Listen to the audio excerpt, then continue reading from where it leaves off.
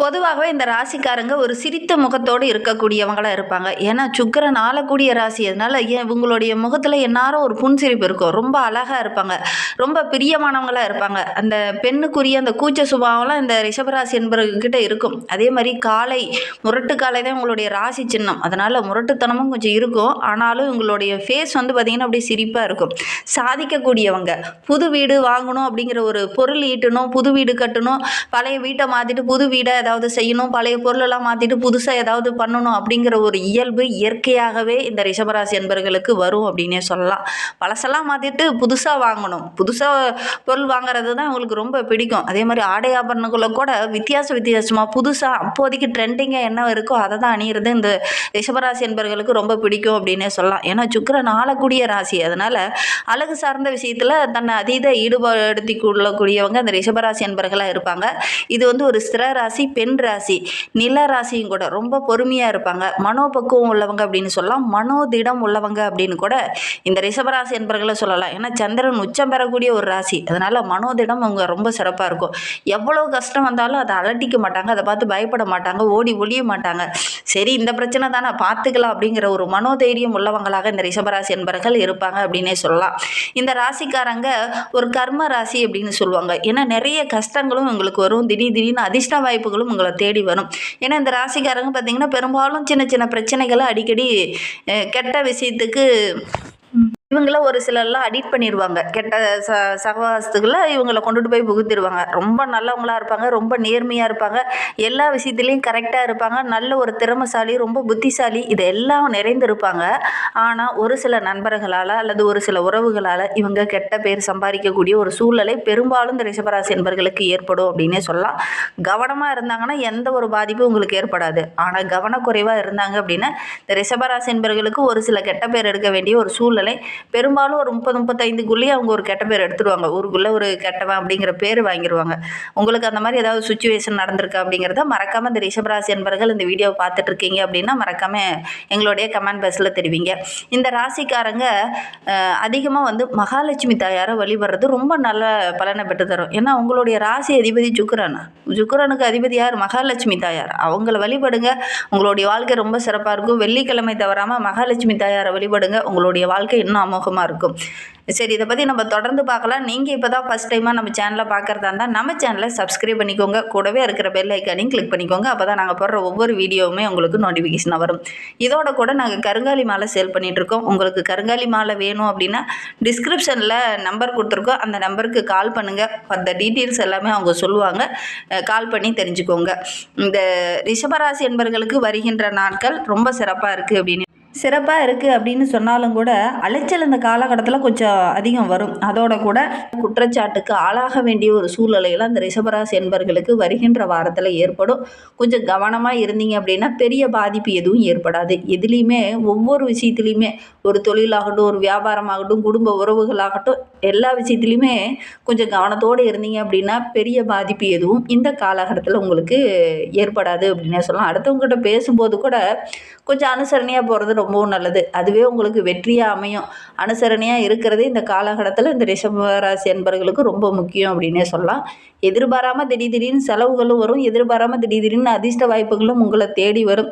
ஒவ்வொரு விஷயத்துலையுமே சிந்தித்து செயல்பட்டீங்கன்னா வருகின்ற நாட்கள் ஒரு மகிழ்ச்சிகரமான நாட்களாகவும் நல்ல ஒரு மேன்மை பொருந்திய நாட்களாகவும் வருகின்ற நாட்கள் உங்களுக்கு அமையும் அப்படின்னே சொல்லலாம். அடுத்தவங்களுக்காக காலகட்டத்தில் இந்த ரிஷபராசி என்பர்கள் அதிக பாடுபட வேண்டிய ஒரு சூழ்நிலை ஏற்படும்.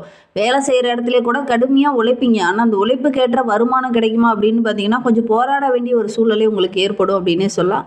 வீட்டில் பெரிய மனிதர்களுடைய அன்பு ஆதரவெல்லாம் கிடைக்கும். எந்த காரியெல்லாம் தடைப்பட்டு நினைச்சோ அதில் அந்த காலகட்டத்தில் நடக்கக்கூடிய யோகம் இருக்குது. வழக்கு விவகாரங்களில் இருக்கிறவங்களுக்கெல்லாம் கூட நல்ல ஒரு சாதகமான பலன் கிடைக்கக்கூடிய ஒரு யோகமான நாட்களாக வருகின்ற நாட்கள் அமைந்திருக்கு அப்படின்னு சொல்லலாம். யாருக்கிட்ட நீங்கள் கவனமாக இருக்கணும்னு பார்த்தீங்கன்னா நண்பர்கிட்ட பேசும்போது கவனமாக இருக்கிறது நல்லது. அதுவும் புதிய நண்பர்களாக இருக்காங்க அப்படின்னா அவங்கக்கிட்ட கொஞ்சம் கவனமாக இருக்கணும். குடும்ப ரகசியங்களையோ தொழில் ரகசியங்களையோ அவங்கக்கிட்ட பகிர்ந்துக்காமல் இருக்கிறது இந்த ரிஷபராசி என்பவர்களுக்கு ரொம்பவும் நல்லது அப்படின்னு சொல்லலாம். தொழிலில் வியாபாரத்தில் நீங்கள் எடுக்கிற வேலையில் சின்ன சின்ன தடைகள் வரும். அதனால் கொஞ்சம் கவனமாக இருங்க.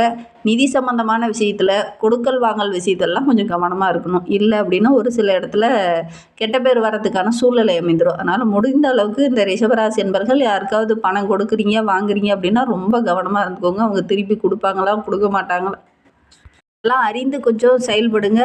ஒரு சிலர்லாம் வாங்கிட்டு அதை கட்ட முடியாத கூட விட்டுருவாங்க. அதற்கு நீங்கள் பொறுப்பேற்க வேண்டிய ஒரு சூழ்நிலையெல்லாம் இருக்குது. அதனால் முடிந்த அளவுக்கு ரொம்ப கவனமாக செயல்படக்கூடிய ஒரு நாட்களாக வருகின்ற நாட்கள் இந்த ரிஷபராசி என்பவர்களுக்கு அமைந்திருக்கு அப்படின்னே சொல்லலாம். முடிந்த அளவுக்கு அடுத்தவங்களுடைய செயலுக்காக நீங்கள் பொறுப்பேற்காமல் இருக்கிறது ரொம்பவும் நல்லது. அதே மாதிரி ஆயுதம் சம்பந்தமான விஷயங்கள்லாம் கொஞ்சம் கையாளும் போது, வண்டி வாகனம் ஓட்டும்போது, இயந்திரம் சம்பந்தமான தொழிலில் இருக்கிறவங்களும் ரொம்ப கவனமாக இருக்கக்கூடிய ஒரு காலகட்டமாக இந்த ரிஷபராசி என்பவர்களுக்கு அமைந்திருக்கு அப்படின்னே சொல்லலாம். வியாபாரம் தொடர்பாக ஒரு சில வியாபாரிகள்லாம் வெளியில் போவீங்க. அந்த பயணங்கள்லாம் ஓரளவுக்கு சாதகமாக இருக்குது. பார்ட்னர்கிட்ட பேசும்போது கொஞ்சம் அனுசரணையாக பேசுங்க. உத்தியோகத்தில் இருக்கிறவங்க சக ஊழியர்கிட்ட பேசும்போது கொஞ்சம் விட்டு கொடுத்து அனுசரணையாக பேசுகிறது ரொம்பவும் நல்லது. இந்த காலகட்டத்தில் கொஞ்சம் அலைச்சல் அதிகமாகும். எடுக்கிற காரியத்தில் சின்ன சின்ன தடைகள் வரும். இந்த டைமுக்குள்ளே இந்த வேலையை முடிச்சிடலாம் அப்படின்னு நினைப்பீங்க. ஆனால் அது கொஞ்சம் லேட்டாக தான் முடிக்கிற மாதிரி ஒரு சூழ்நிலையில் ஏற்படும். கொஞ்சம் கவனமாக இருந்தீங்கன்னா பெரிய பாதிப்பு எதுவும் ஏற்படாது. குடும்பத்தில் கணவன் மனைவி ஒருவருக்கொருவர் அனுசரித்து போகிறது ரொம்பவும் நல்லது. திடீர்னு சின்ன சின்ன வாக்குவாதங்கள் ஏற்படும். அதனால் பெரிய பாதிப்பு எதுவும் ஏற்படாது அப்படின்னாலும் கூட சின்ன வாக்குவாதம் பெருசாகக்கூடிய ஒரு சூழ்நிலையெல்லாம் ஒரு சிலருக்கு அமையும். அதனால் முடிந்த அளவுக்கு கொஞ்சம் அனுசரணையாக இருங்க. வாழ்க்கை துணையோட உடல் ஆரோக்கியத்தில் சின்ன சின்ன பாதிப்புகள் வரத்துக்கான நிலை இருக்குது. அதனால் ரொம்ப கவனமாக இருக்கக்கூடிய ஒரு நாட்களாக வருகின்ற நாட்கள் இந்த ரிஷபராசி என்பர்களுக்கு அமைந்திருக்கு அப்படின்னே சொல்லலாம். பிள்ளைங்க உங்களுடைய பேச்சு கேட்டு நடப்பாங்க. அது உங்களுக்கு மன மகிழ்ச்சி தருவதாக அமையும். உறவினர்கிட்ட பேசும்போது வாக்குவாதத்தை மட்டும் இந்த ரிஷபராசி என்பர்கள் இந்த காலகட்டத்தில் கொஞ்சம் குறைச்சிக்கிறது நல்லது அப்படின்னே சொல்லலாம். ரிஷபராசி பெண்களுக்கு வருகின்ற நாட்கள் ரொம்ப சிறப்பாக இருக்குது அப்படின்னே சொல்லலாம்.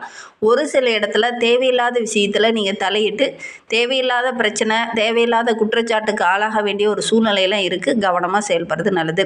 வரவு கேட்டார் போல் செலவு செய்யுங்க. மற்றவங்களுடைய பிரச்சனையில் இந்த காலகட்டத்தில் இந்த ரிஷபராசி பெண்கள் தலையிடாமல் இருக்கிறது உங்களுக்கு நல்லது அப்படின்னே சொல்லலாம்.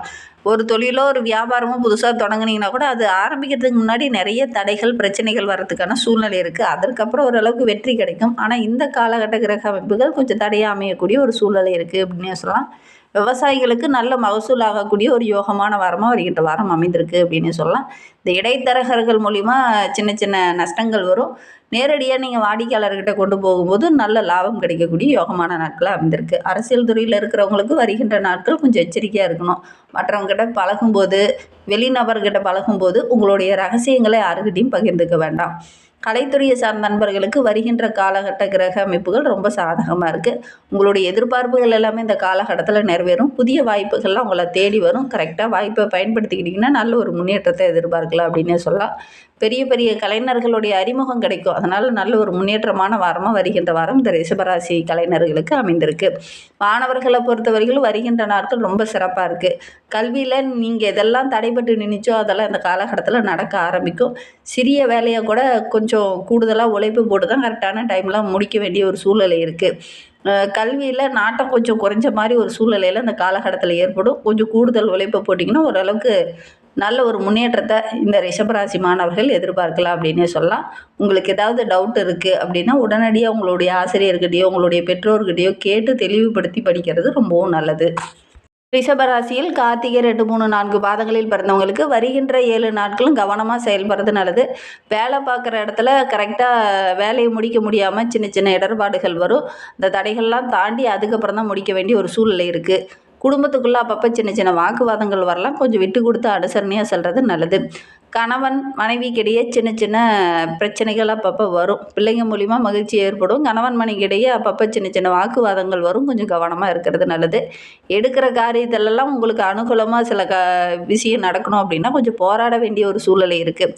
மனதில் ஏதோ ஒரு கவலை இருந்துக்கிட்டே இருக்கும். இந்த கார்த்திகை நட்சத்திரக்காரர்களுக்கு வருகின்ற நாட்களில், ரோகிணி நட்சத்திரக்காரர்களுக்கு வருகின்ற நாட்கள் ரொம்ப சிறப்பாக இருக்குது அப்படின்னே சொல்லலாம். புதிய ஒப்பந்தங்கள்லாம் இந்த காலகட்டத்தில் கையெழுத்து போடுவீங்க. சக கலைஞர்கள் உங்களுக்கு ஒத்துழைப்பாக இருப்பாங்க.